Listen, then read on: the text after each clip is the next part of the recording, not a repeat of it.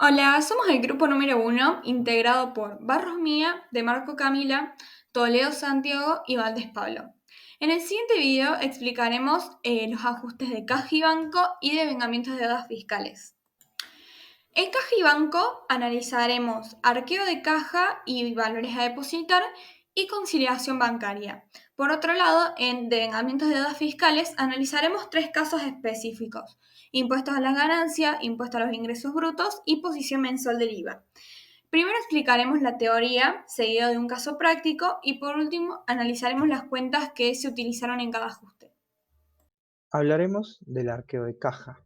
Este es un ajuste del activo corriente del rubro caja y banco, por lo que este representa la comparación del efectivo con el saldo de caja, dando así tres distintas opciones: que el saldo real que haya dado esta comparación sea mayor al saldo contable, generando un sobrante en caja; que el saldo real sea menor al saldo contable, generando un faltante de caja; y que estos sean iguales, no habiendo que asentar nada.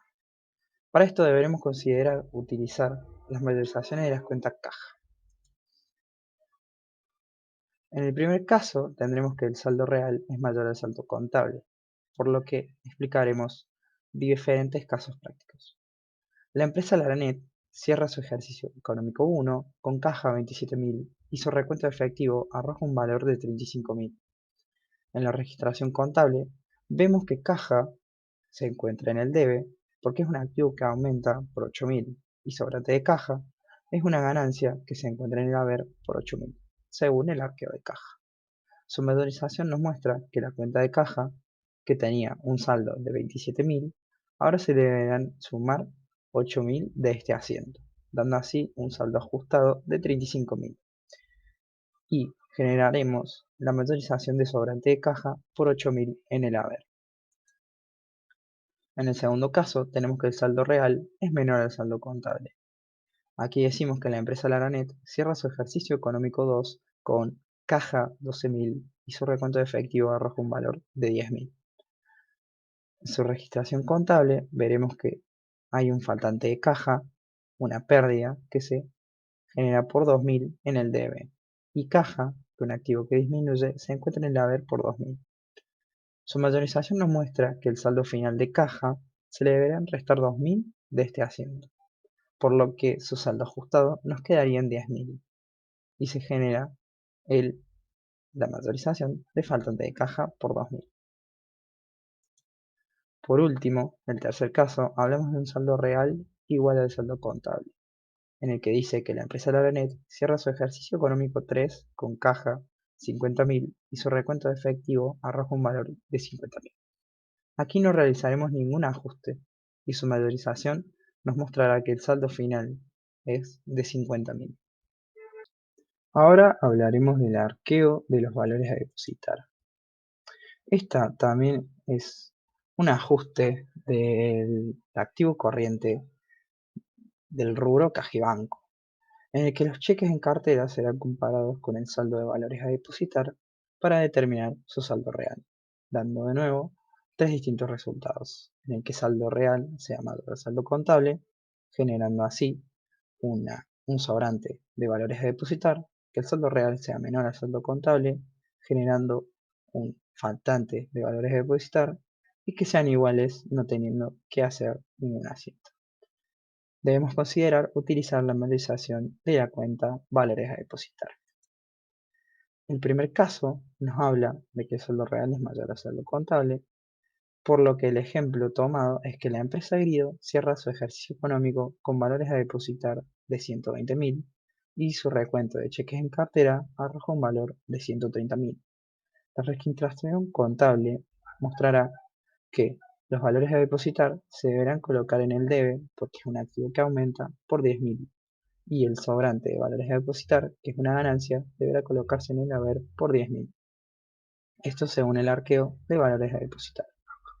La valorización arrojará que los valores a depositar de 120.000, que es su saldo contable, se les agregarán los 10.000 de este asiento, quedando así un saldo ajustado de 130.000.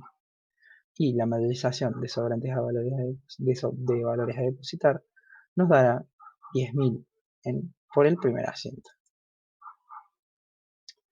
El caso número 2 es el saldo real menor al saldo contable, en el que la empresa Grido cierra su ejercicio económico con valores a depositar de 125.000 y su recuento de cheques a favor arroja un valor de 120.000. En la registración contable veremos que hay un faltante de valores a depositar, una pérdida que aumenta en el debe por 5.000, a valores a depositar, un activo que disminuye en el haber por 5.000, según el arqueo de valores a depositar. Su mayorización nos muestra que los valores a depositar con su saldo contable de 125.000 deberemos restar 5.000 de este asiento, dando así el saldo ajustado de 120.000 y debiendo hacer el faltante de valores a depositar por 5.000.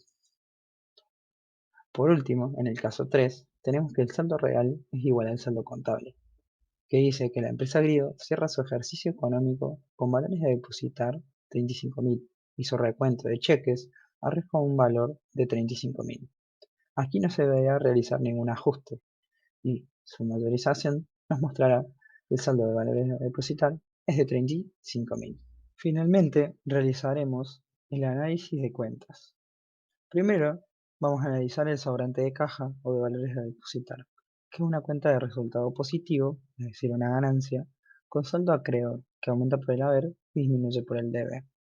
Este se acredita cuando el resultado del arqueo de dinero o de cheques arroja un resultado mayor al saldo contable y se debita al final del ejercicio económico para así determinar su resultado. Su saldo nos demuestra que hay un sobrante de cheques o de efectivo en el arqueo. Por otro lado, el faltante de caja o de valores a depositar es una cuenta de resultado negativo, es decir, una pérdida. Esta tiene saldo deudor que aumenta por el debe y disminuye por el haber, y se debita cuando el arqueo de dinero de cheques en cartera arroja un saldo menor que el del saldo contable y se acredita al final del ejercicio económico para determinar su resultado. Su saldo representa un faltante de efectivo o de cheques en cartera al momento de realizar este arqueo. Bueno, yo voy a dar comienzo a hablar sobre el ajuste de la conciliación bancaria, que es la comparación entre el saldo del libro banco, que es realizado por la empresa, y el resumen de cuenta bancario, que es emitido y confeccionado por el banco. En la conciliación bancaria se realiza una comparación entre el libro banco y el resumen bancario. En el libro banco no vamos a ajustar los depósitos y las extracciones debido al clearing bancario, que va a depender de los tipos de depósitos y los tipos de cheques. Los tipos de cheques tenemos dos tipos, que son los cheques comunes, que pueden ser cobrados hasta 30 días, y los cheques diferidos, que pueden ser cobrados hasta en un año. Después, cuando hablamos de los tipos de depósitos, tenemos estos se van a depender del tipo del banco en el que sean realizados. Por ejemplo, si son realizados en el propio banco, va a tener una acreditación del valor de valor de hasta las 24 horas. En el caso de un banco nacional, va a ser hasta las 48 horas. Y en el caso de bancos internacionales, va a ser de 72 horas o más.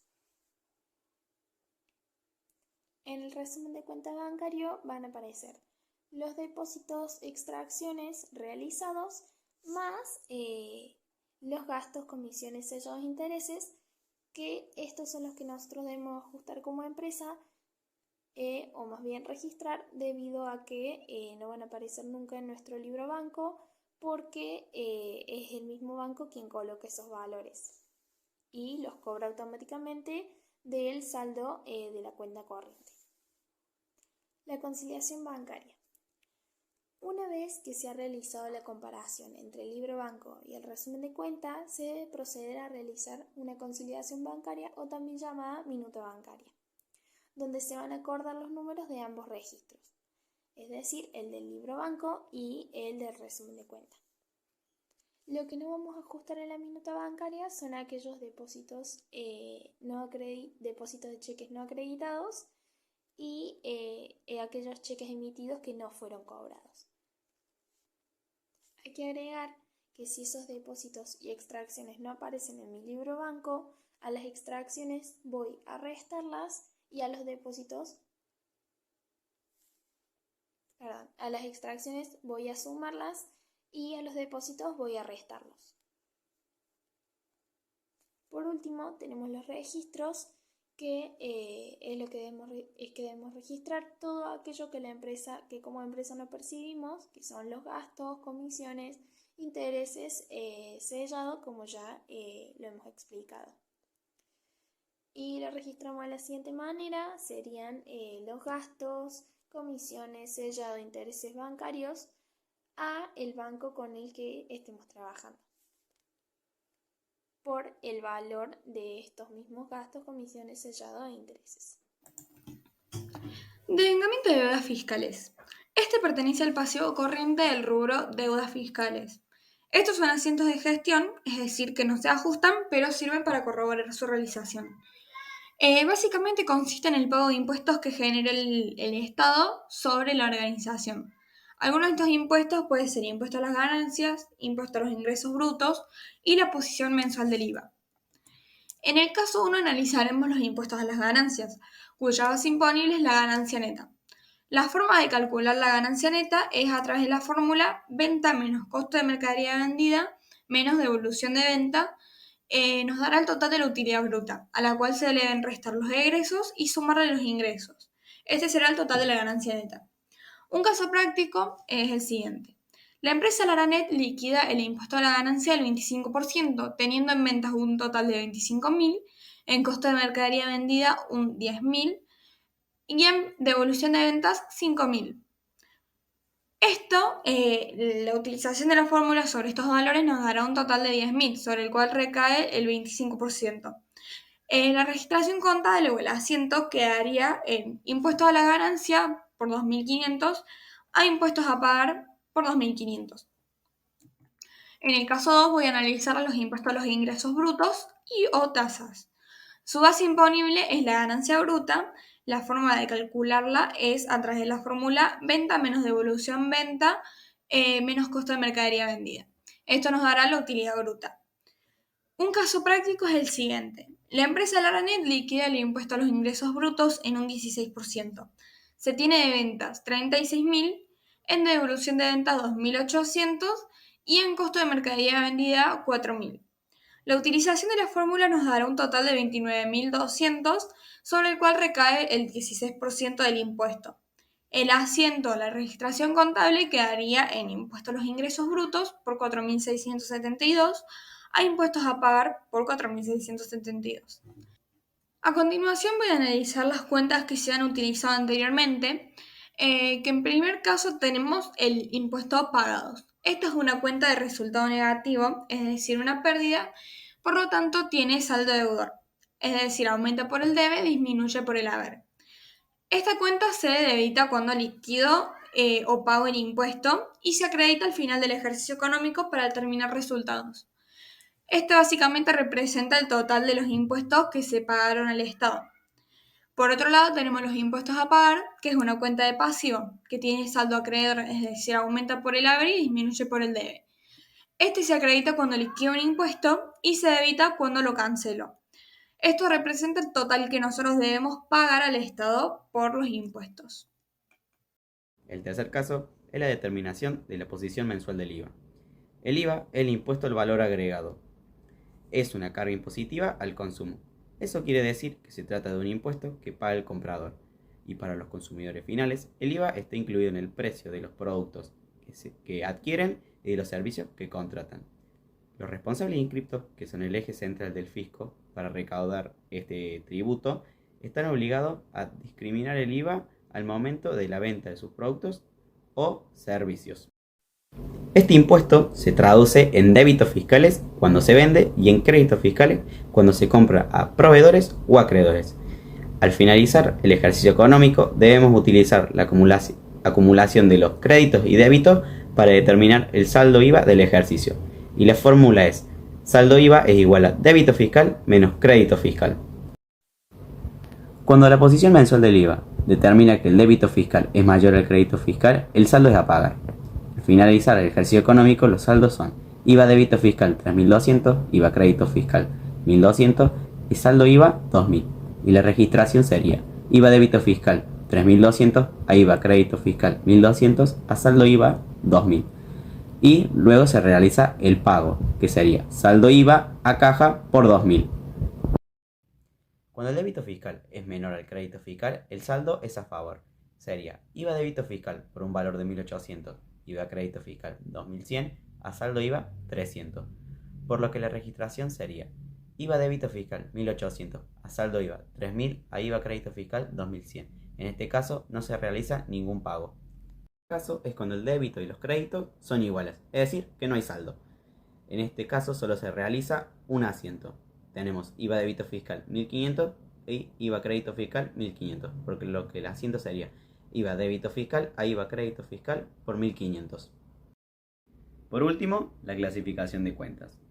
IVA crédito fiscal es una cuenta de movimiento de saldo deudor. Aumenta por el debe y disminuye por el haber.